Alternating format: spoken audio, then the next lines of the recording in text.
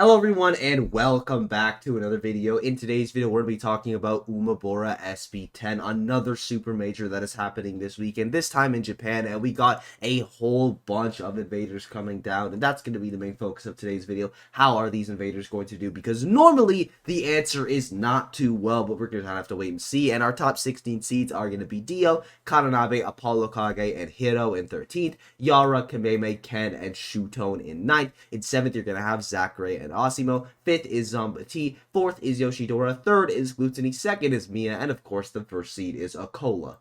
So our first invader that I want to take a look at is going to be Raflo, and spoiler alert, all of the invaders have really hard brackets, but that's just kind of part of being in Japan. Raflo's first opponent is going to be TKM, and I do think that Raflo should win that one, but TKM has historically been very good versus invaders, so we're just going to have to wait and see. Then he's going to have Tama P, who's definitely scary, coming off that amazing second place that he had. Just had an incredible run there, almost beat Mia. I mean, he took a set off Mia, but he almost won the tournament versus Mia, so he is definitely a scary person to go against. And Raflo's record versus Bloom isn't great. They've only played once offline, and it did go into Bloom's favor. So there's not a ton of information to get here. I think Raflo can still win this one, but if Tamapi was playing like he was at that major run, it is probably going to go into his favor. And then you're going to have Raflo versus Kameme, and you do have Raflo with a handful of reps versus Raikure. He's 6-2. Some of them were versus the Greninja, but he has taken a couple sets off the Sora. Now, I will say, I think Kameme Sora is definitely better than Raikure's, but Raikure is incredible with that character as well. You definitely got to give him some credit. And I think Raflo has what it takes to beat all of these players. I wouldn't favor him versus Kameme, but I definitely don't think it's an impossibility. And for block here, I just realized I never actually said the major that Tama P did good at. It was Delta 7. This run is just so incredible. Shuton, Mia, Asimo, Yara, Yamanakshi, and Gak. So if he's playing like this, we're going to have a problem.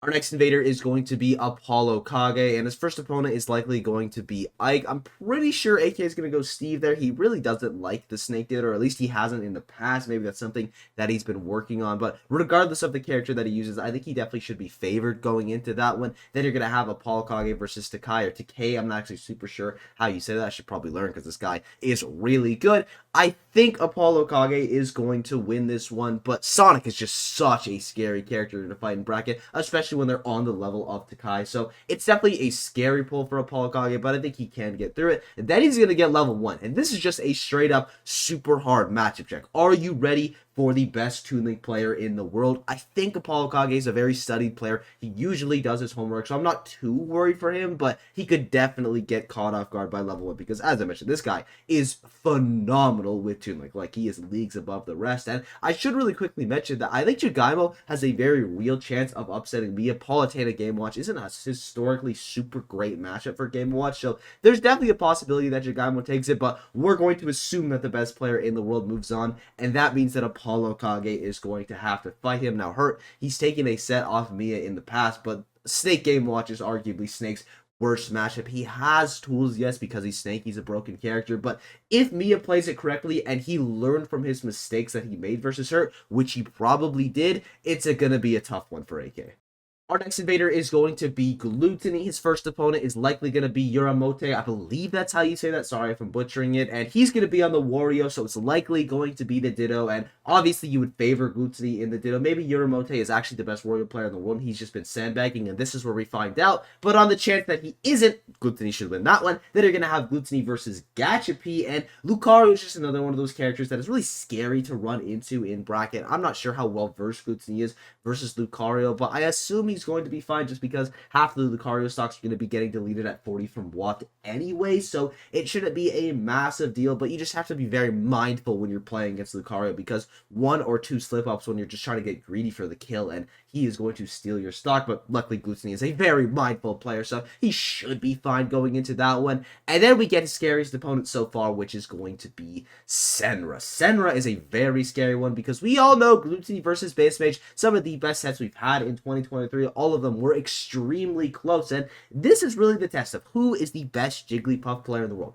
Is it Senra or is it BassMage? Is Senra able to clutch it out over Glutonny when BassMage wasn't? I still am going to be on the side of Glutonny. I'm going to assume that he wins this one, but based off his record with BassMage, this is definitely a very, very scary draw. And then you would have Glutonny versus likely Hito, and I would definitely favor him versus Hito. It could be a little bit scary just because Hito is one of the scariest players in the world. He's on that Bowser. He does not care what you're doing. He's just so aggressive, and he's also so patient at the same time. It really doesn't make sense, but I think Glutonny not going to get nervous versus the Bowser. He knows what he's going to do. He's just going to combo food the character, and he should be able to take that.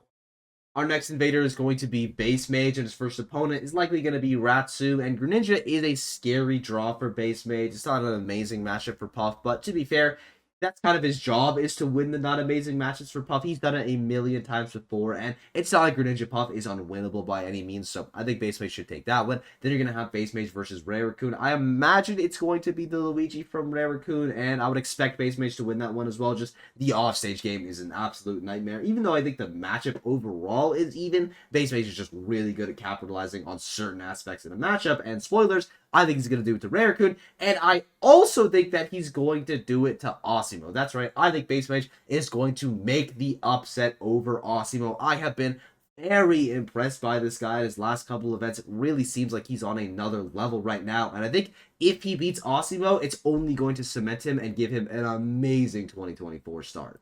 Our next one is going to be Naitosharp, and his first opponent is going to be Yon P, which is going to be the Pichu Ditto, and Dittos are normally pretty coin flippy. The Pichu Ditto's got to be like the most coin flippy matchup in this game. I have no idea who is going to win it. I'm going to say that Naitosharp takes it, but it should be an absolute banger. Really hope this one is on stream. Then you're going to have Naitosharp versus Umeki, and I do think that Umeki is going to win this one, but if Naitosharp manages to make this upset versus Umeki, then he's probably going to get Kananabe, which is an amazing pick for Pichu, one of Fox's worst matchups. The offstage game is just an absolute nightmare, and Pichu is very good off stage. So if Naitosharp is able to make this upset from Umeki, expect him to go on a pretty crazy run.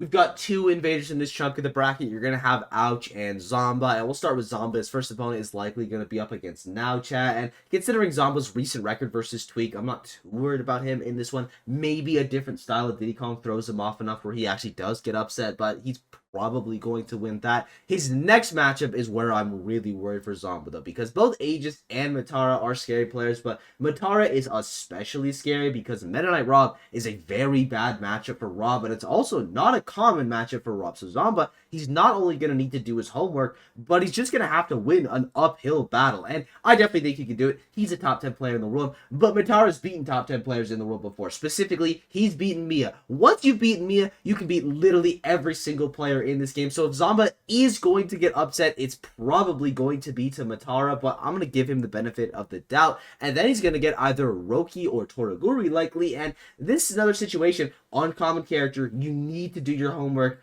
but it's not a -2 matchup for Rob. Rob destroys Banjo. Rob does very well into Isabelle, so Zomba should be fine if he does a little bit of prep, but you need to do that prep, especially versus players of Rocky, of Toraguri's caliber, because yes, they're playing low-tier characters, but they don't know that. They're just going to win anyway. Like, I don't think anyone's told them that Banjo and Isabelle aren't good characters, because the way they play, the confidence they have when they're going for these swings, it is really, really scary. So Zomba, make sure he does his prep, and he should be fine.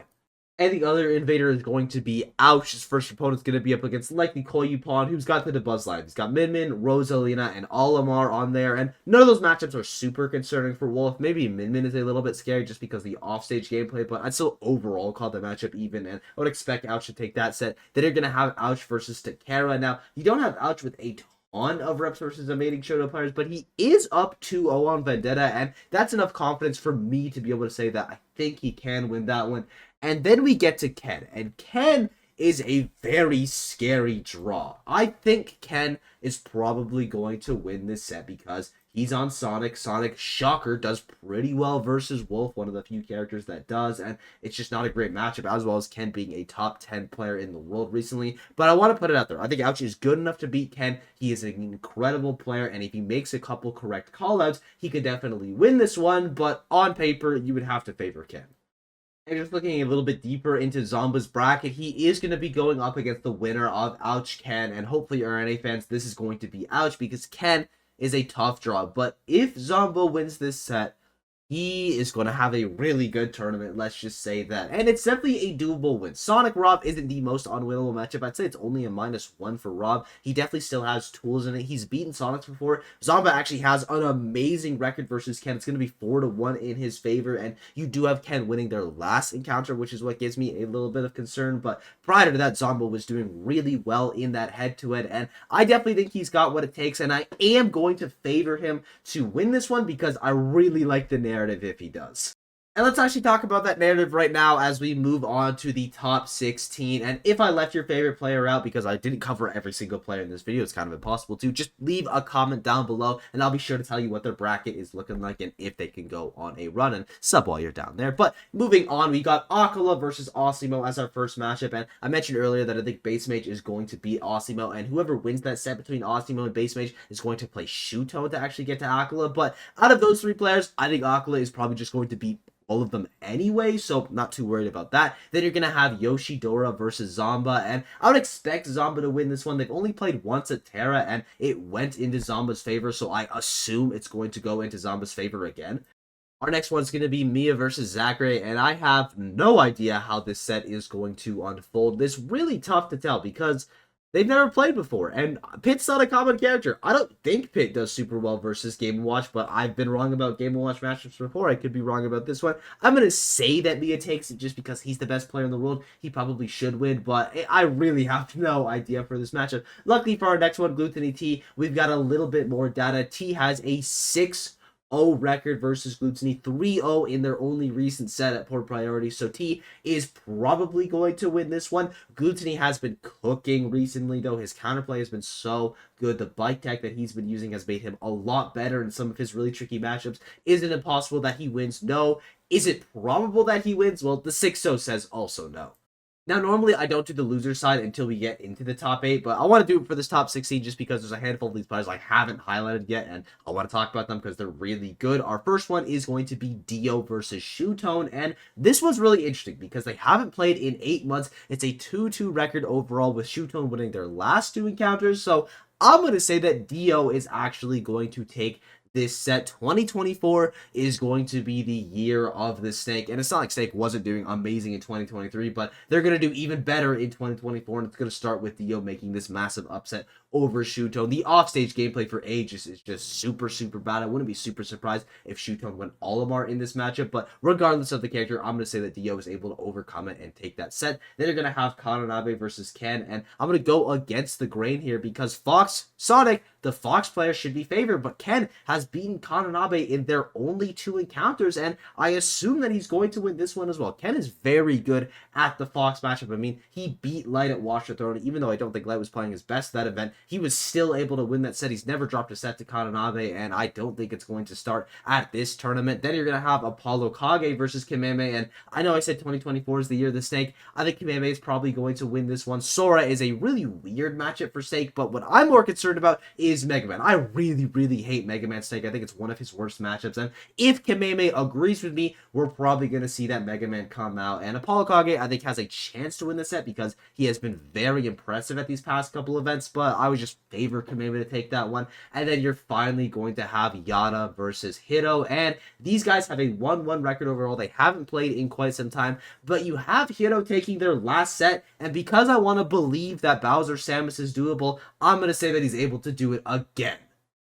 And our first top 8 qualifier to the loser side is going to be Glutonny Dio. And Europe is a very different region from the rest of the major ones in Smash Ultimate. And one of the big reasons for that is their lack of top level Snake players. Like, obviously they have a couple, but they're not quite on the level and they're not quite as popular as they are in America, in Japan. And because of that, I think Glutonny is going to lose this set. We've only ever seen Gluto play against one super top level Snake before, and that was ApolloKage at Summit. He ends up losing that set. I think it's going to be the exact same situation here. I don't think Wario Snake is a bad matchup for Wario necessarily. I just think Europe is a region that doesn't provide you the Snake experience that you need to be able to beat someone of Dio's caliber. And I'm not saying it's impossible for Glutonny to win this set, but I'm going to give Dio the upper hand here.